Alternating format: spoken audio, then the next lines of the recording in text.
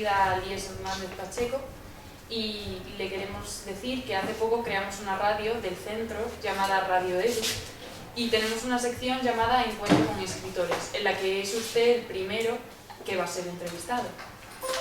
Somos dos alumnas de cuarto de la ESO, mi compañera Elena será la que la entreviste y yo soy Lidia y voy a comenzar por presentarles.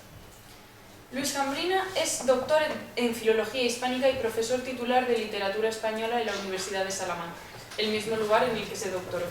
Además, es un crítico literario del ABC Cultural y escritor de varios géneros. Comenzó su carrera de escritor con los libros de cuentos, Oposiciones a la morgue y otros ajustes de cuentas, y más tarde con Muertos S.A. Pero se dio a conocer con la novela histórico-detectivesca El manuscrito de piedra, el que parece ser el primer libro de una saga protagonizada por Fernando de Rojas. En Tierra de Lobos, el libro que nos ocupa hoy, fue publicado en 2013. Una vez más nos encontramos ante una novela policiaca, de la mano de Aurora Blanco, personaje inspirado por Margarita Lande. En 2014 se inicia la novela histórica con La sombra del otro, el cual comparte género con La corte de los engaños. Por último, en 2015, publicó Bienvenida, Frau Merkel, una novela que se aleja de todos los géneros que ha tratado anteriormente. Dicho esto, daremos comienzo a la entrevista.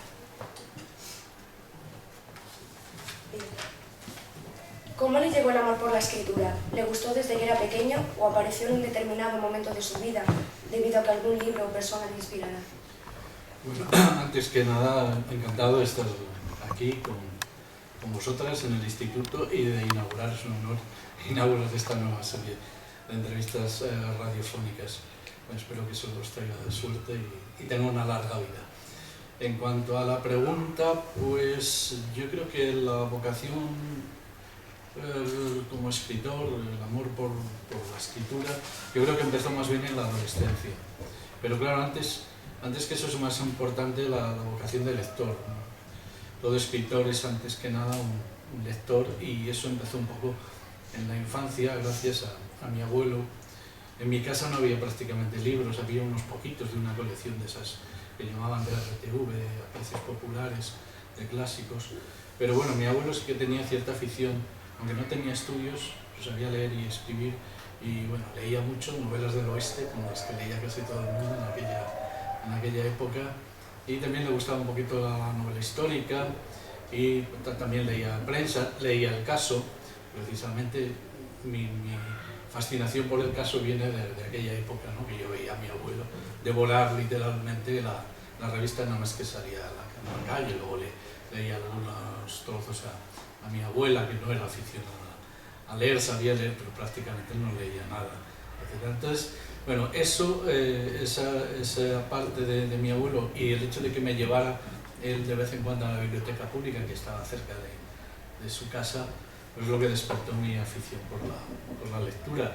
Y bueno, pues empecé a leer un poco de manera anárquica, un poquito de todo, y ya con el paso del tiempo llega un momento en que sientes un poco también la necesidad de escribir, ¿no?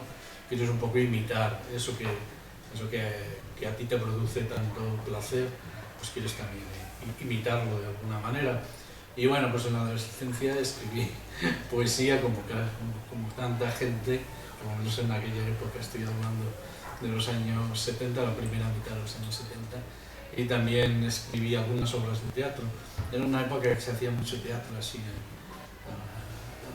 los barrios y por los pueblos y tal. Estamos hablando ya casi de la época de la transición.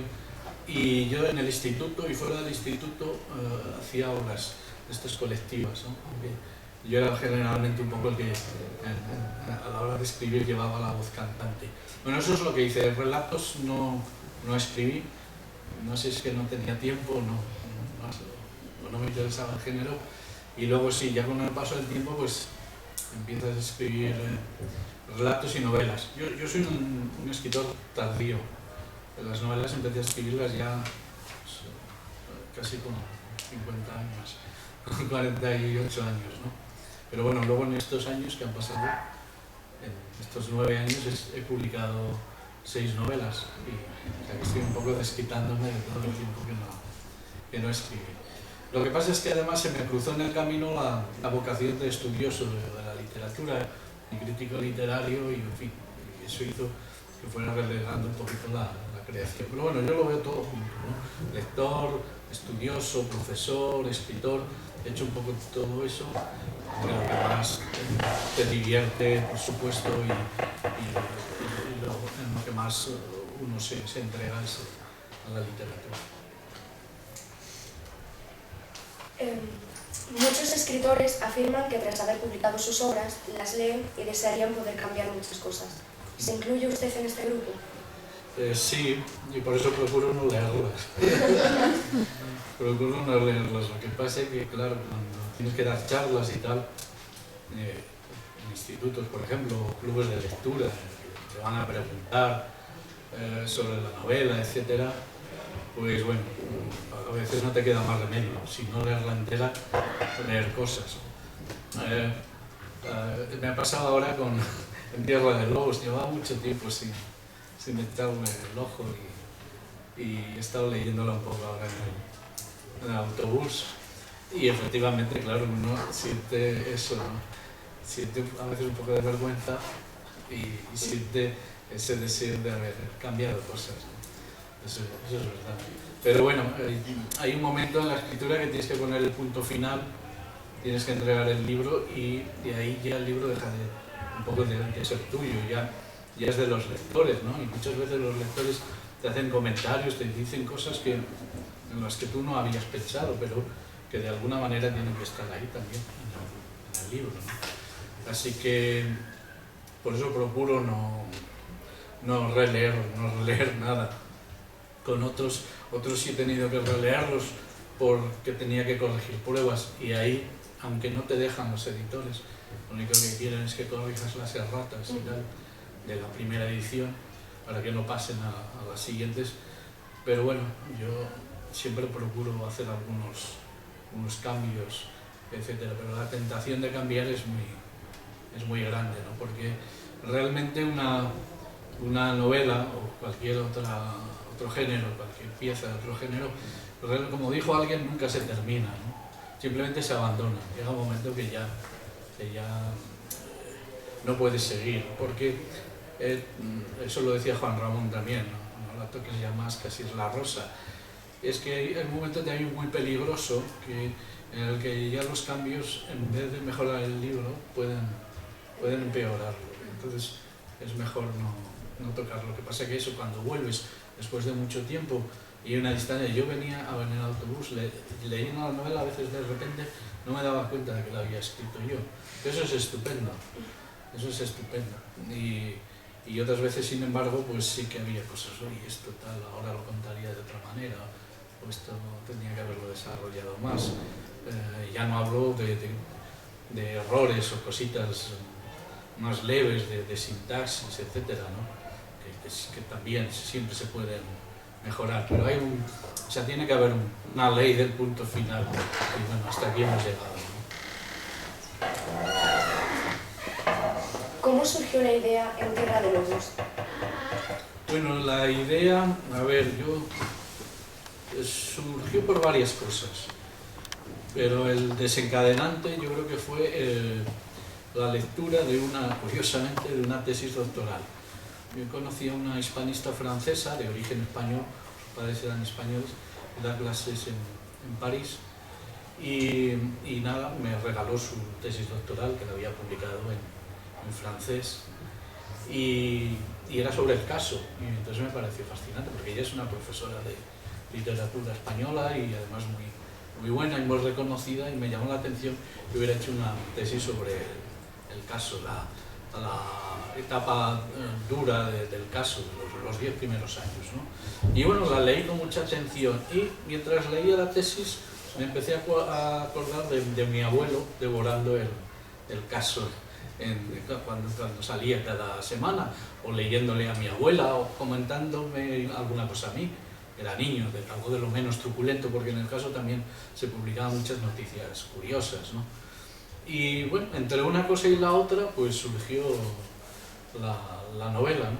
Y me acordé de Margarita Landi, porque mi abuelo estaba muy fascinado con esta mujer en su época y me hablaba mucho de ella. Y él me contaba, eso yo no lo vi, que había ido una vez a Zamora, que era donde yo vivía, y mi abuelo me dice que la había conocido y tal, y que incluso la había ayudado con no sé qué cosas a resolver una investigación en la que estuviera envuelta en ese momento, un crimen o algo así.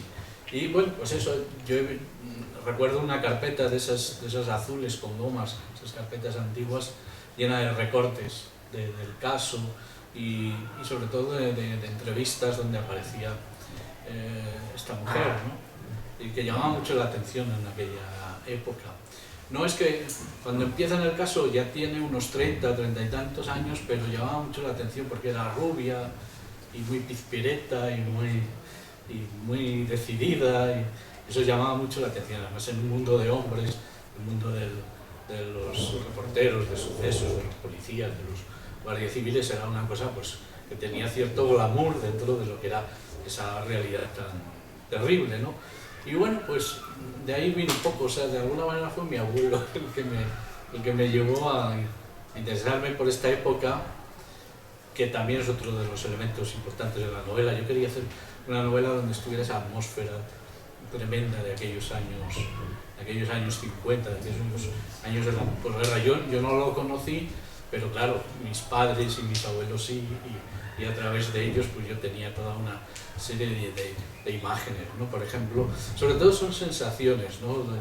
De aquella época, el frío, ¿no? La gente pasaba muchísimo frío y le salían sabañones y bueno, era un tema muy característico. Y el mundo era un poco también como en blanco y negro, como en sepia, como se ve en la cubierta de la novela, ¿no?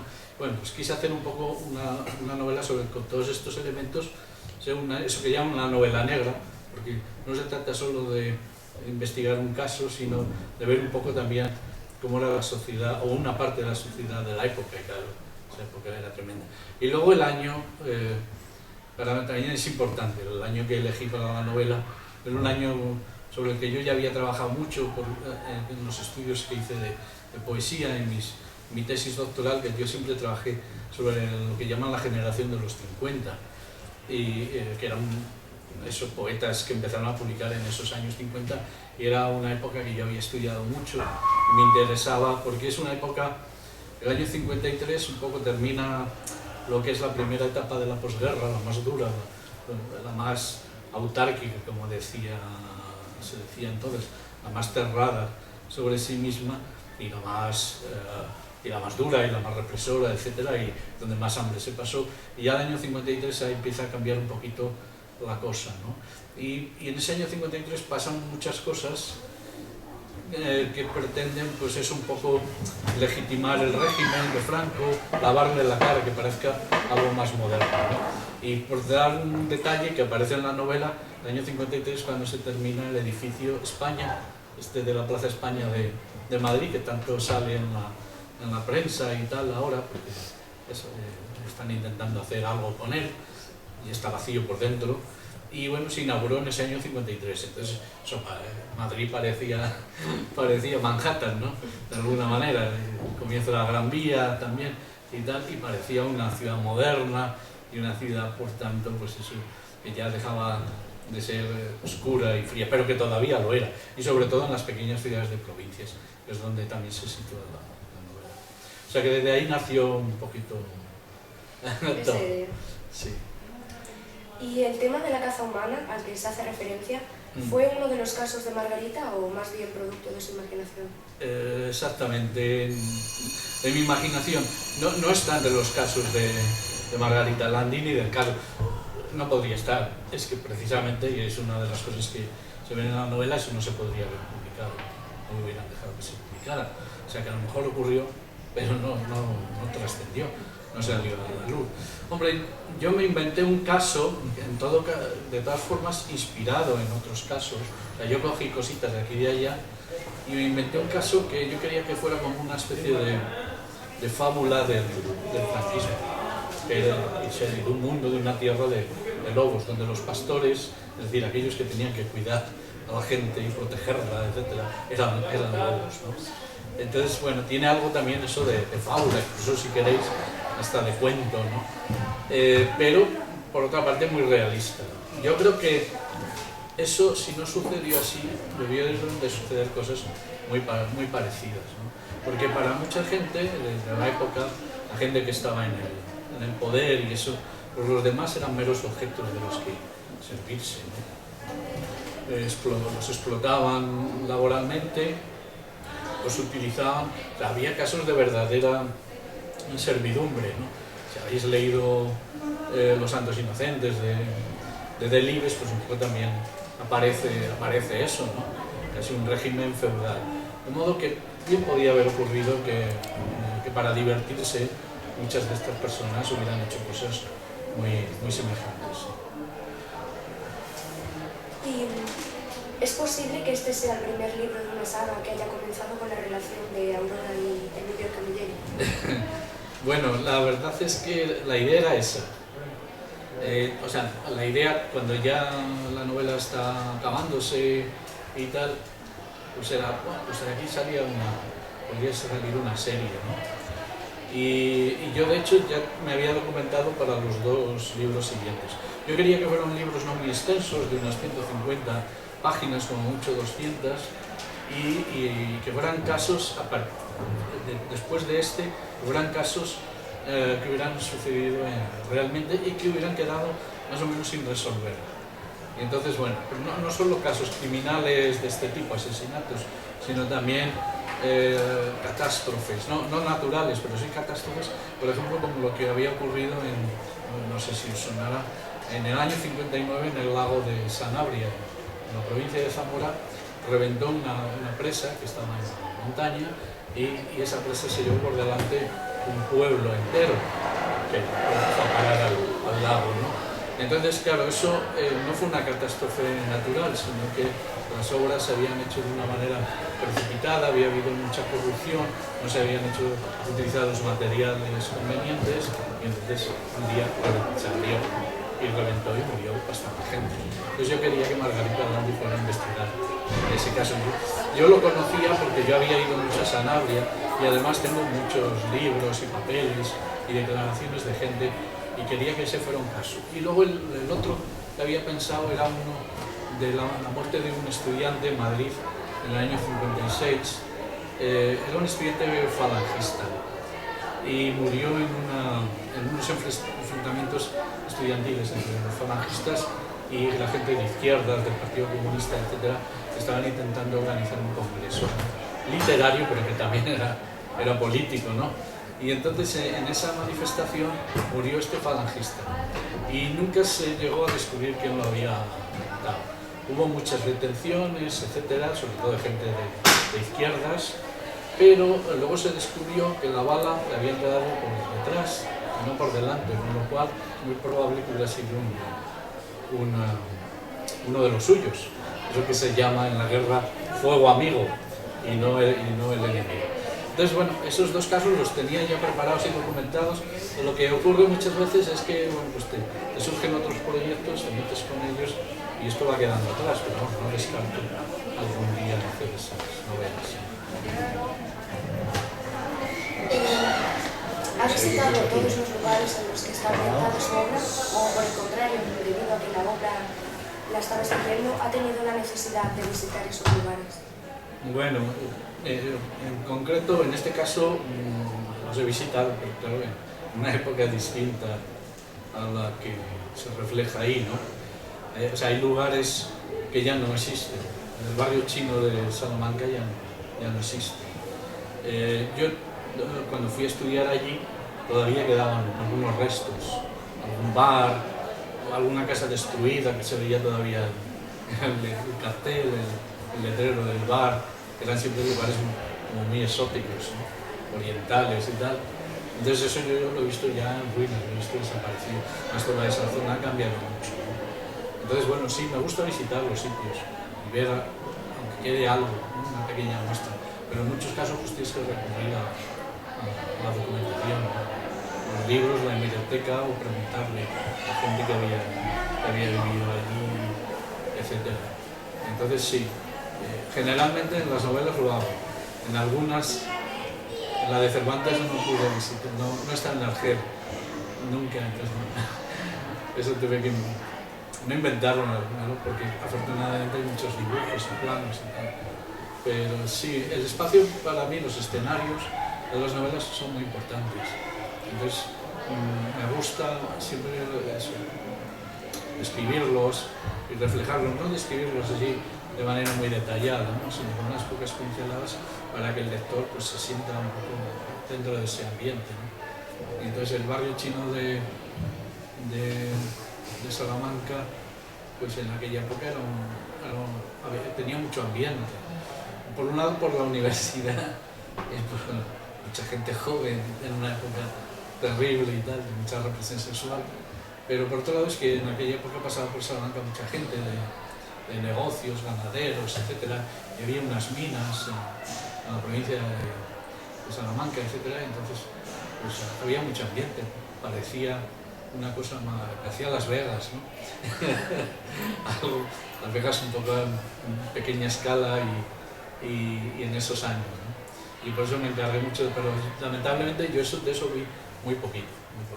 Los últimos restos han estado hasta hace muy poco y los he ido viendo cómo desaparecían, porque allí estaba el colegio, primero el colegio y luego el instituto de mi hija, y entonces veía como ya, hasta que ya no ha quedado absolutamente nada, ¿no? Hace unos años. Entonces tienes que inventar. Y por lo tanto, ¿le es complicado el proceso de investigación previo que requiere escribir un libro perteneciente a este género de novela histórica negra? No lo veo complicado.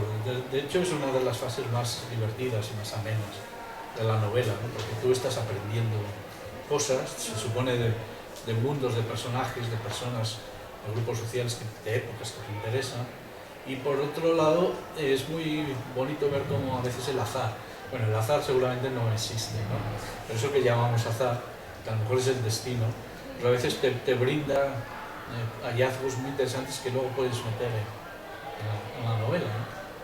O sea, a veces estás documentándote, pero no estás buscando una cosa concreta, simplemente para la época, lo que sea, y de repente pues descubres cosas que encajan muy bien en la novela que estás escribiendo. Entonces,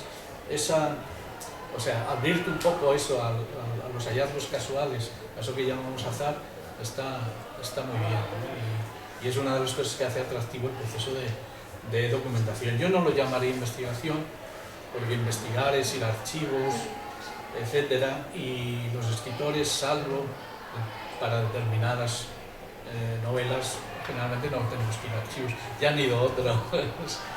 Y entonces nos aprovechamos de lo que han descubierto otras personas, pero sí que procuramos documentarnos y no elegir solo un tipo de fuentes, sino elegir todo tipo de fuentes y todo tipo de puntos de vista, ¿no? Para enriquecer un poquito la novela. Algunos de sus libros son de lectura obligatoria en diversos centros de educación secundaria. ¿Qué opina de esto? Bueno, por un lado, la palabra obligatoria es un poco fuerte. Yo siento que tengan que ser libros de lectura obligatoria, pero por otro lado pues estoy muy contento, muy satisfecho. Además esto también fue una cosa que yo no esperaba. Yo cuando estaba escribiendo la primera novela no pensé jamás que mi novela la iban a leer adolescentes o lectores como vosotros.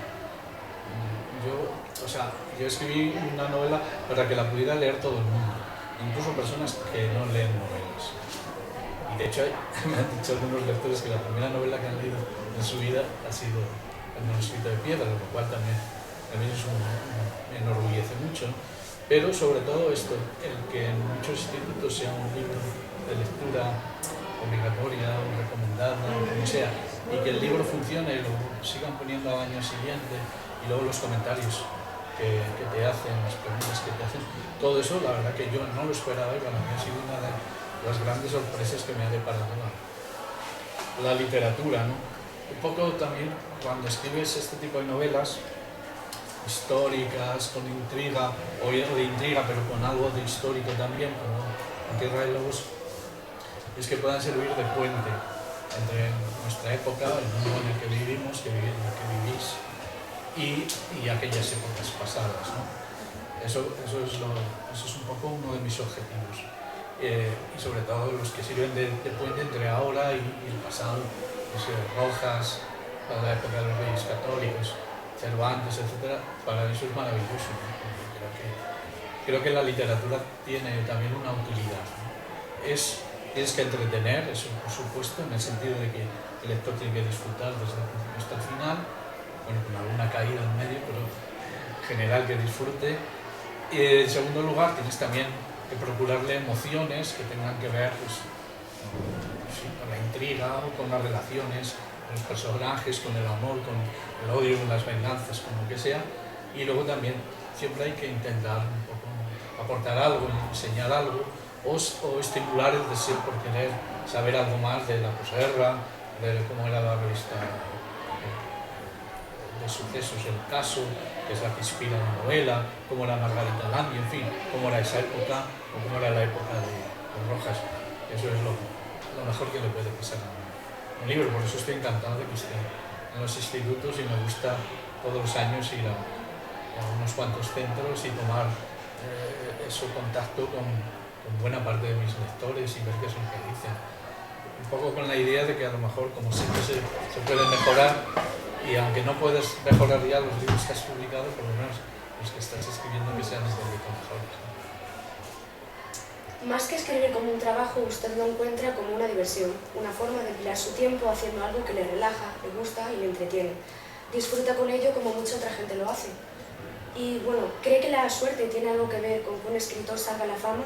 ¿O más bien es el trabajo duro y la perseverancia por conseguir lo que uno desea?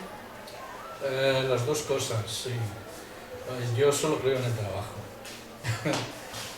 Yo no creo en la suerte. Pero sé que la suerte es importante. No creo en la suerte en el sentido de que no quiero contar con ella, porque sé que es algo tan aleatorio que puede suceder o no puede suceder. Sin embargo, el trabajo, pues, en eso sí creo, porque eso sí que tiene un resultado garantizado. A lo mejor no te da el éxito, pero sí hace que los libros, pues, para ti, pues, estén mejor, ¿no? Te sientas más satisfecho de lo que has escrito, ¿no? Entonces yo creo que hay que trabajar mucho, hay que dedicarle mucho tiempo y luego confiar un poquito en la suerte, porque es verdad que hay un componente que no lo sabe nadie, o sea, ni los editores que llevan 40 años trabajando en ese oficio, ni los escritores, nadie tiene el secreto del éxito, nadie sabe por anticipado que un libro va a funcionar o no va a funcionar, va a gustar o no va a gustar. Entonces hay un componente de suerte, de oportunidad, y en eso pues tienes que un poco confiar en ello, que también se produce, y si no se produce pues tienes que volver a intentarlo. Pero de todas formas, aunque es un trabajo, y es un trabajo que exige tiempo, dedicación, tenacidad, como has dicho, generalmente, o por lo menos para mí es un placer, es un disfrute. Todas esas cosas que has dicho, y también un poco tiene algo de terapéutico, ¿no? Creo que si no escribiera, pues a lo mejor me volvería loco, sabe Dios lo que acabaría haciendo, ¿no? O sea que la escritura también tiene algo de terapéutico, y eso pues, me tranquiliza,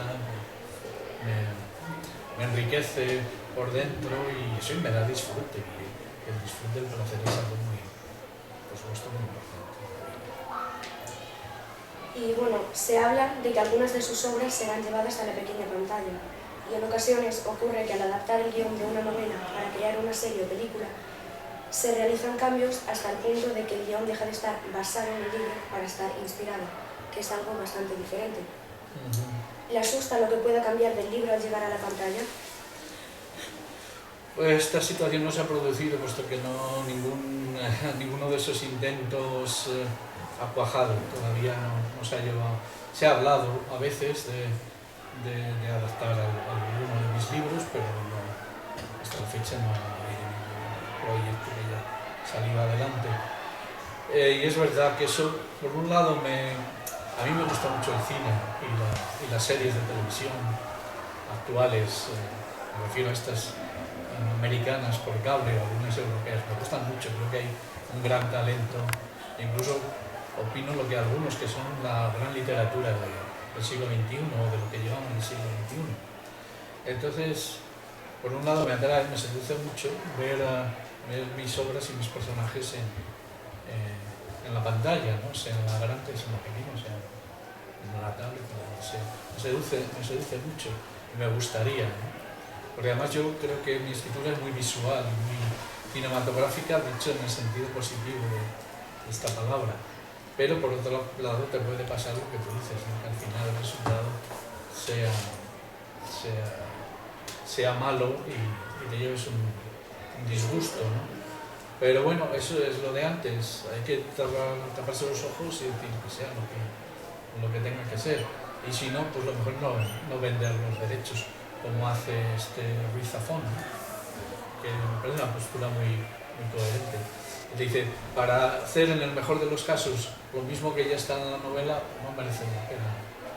Lo que pasa es que es verdad que el cine y la literatura llegan, el cine y la televisión, pues llegan a muchísima gente, mucho más gente de la que habitualmente lee, y eso siempre te puede suponer nuevos lectores, eso siempre está bien.